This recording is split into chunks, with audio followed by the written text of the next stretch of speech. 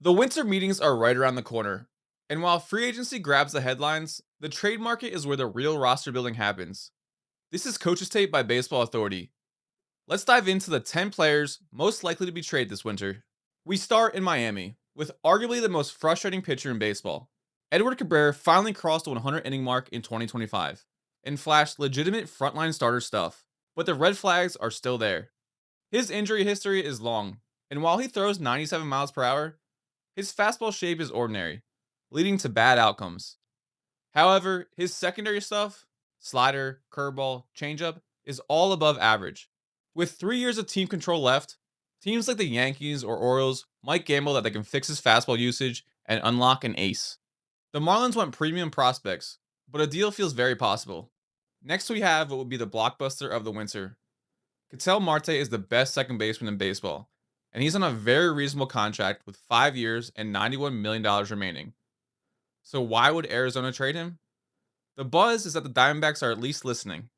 Marte is 32, and while he's still elite at the plate, his defensive value is tied almost entirely to his bat.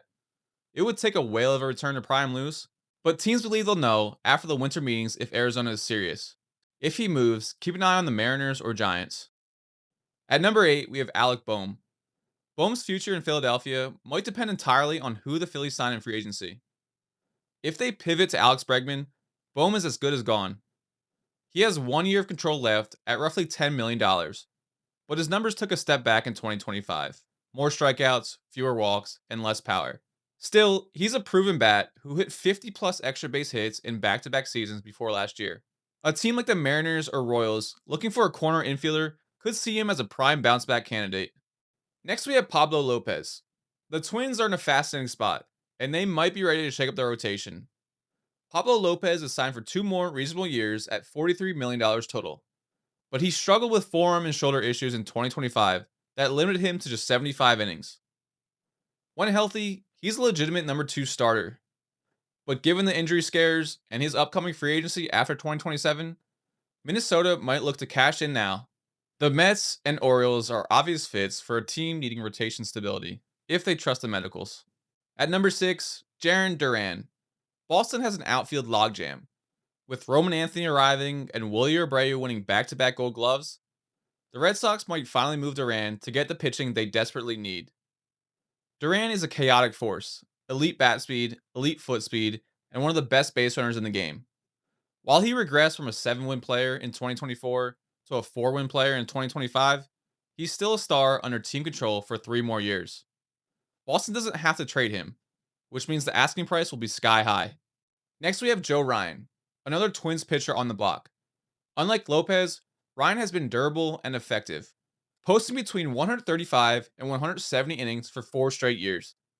He's a fly ball pitcher with an elite fastball shape, low release, flat plane that generates tons of whiffs despite average velocity. The Twins didn't move him at the deadline, but with 2 years of control left, he's a perfect target for contenders who miss out on the top free agent arms. The Red Sox or Giants would be perfect landing spots for a reliable number 2 starter. Now we're getting into the likely category.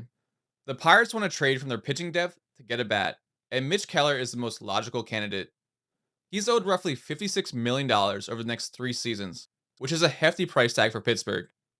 Keller isn't an ace, but he's a workhorse, ranking 6th in all of baseball in innings pitched over the last 3 years.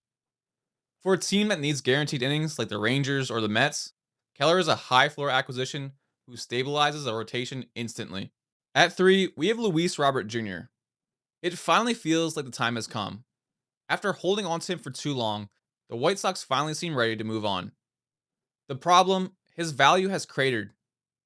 He's been inconsistent and injured for 2 straight seasons since his monster 2023 campaign. He still has elite tools, 90th percentile sprint speed and bat speed, but any team trading for him is betting on a reclamation project, not a sure thing. With club options for 2026 and 2027, a team like the Phillies or Giants could take a swing on his upside, hoping a change of scenery unlocks the superstar talent. The St. Louis Cardinals are retooling under Chaim Bloom, and nobody's off limits. Brendan Donovan is the piece that seems most likely to move because he offers the most value. He's a 28-year-old on base machine who can play second base, third base, and left field.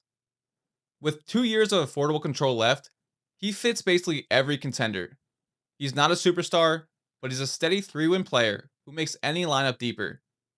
Expect the Dodgers, Yankees, or Mariners to be all over this. The player most likely to be traded this winter is Jeff McNeil. The writing is on the wall in Queens, especially with his rumored issues with Francisco Lindor. Once the Mets signed Marcus Semien to play second base, McNeil lost his starting job. At 34 years old, he's an expensive utility piece at nearly $16 million, but he's a solid bounce back candidate for a team needing a high contact lefty bat. Look for the Royals or Giants to take a flyer on him as the Mets clear the deck for 2026. There you have it, the 10 players the insiders think are most likely to move, from superstars like Ketel Marte to change of senior candidates like Luis Robert. This offseason is prime for a massive shakeup. That's the story. That's Coach's Tape. If you enjoyed this breakdown, smash that subscribe button and grab some Baseball Authority gear at baseballauthority.com. We'll see you next time.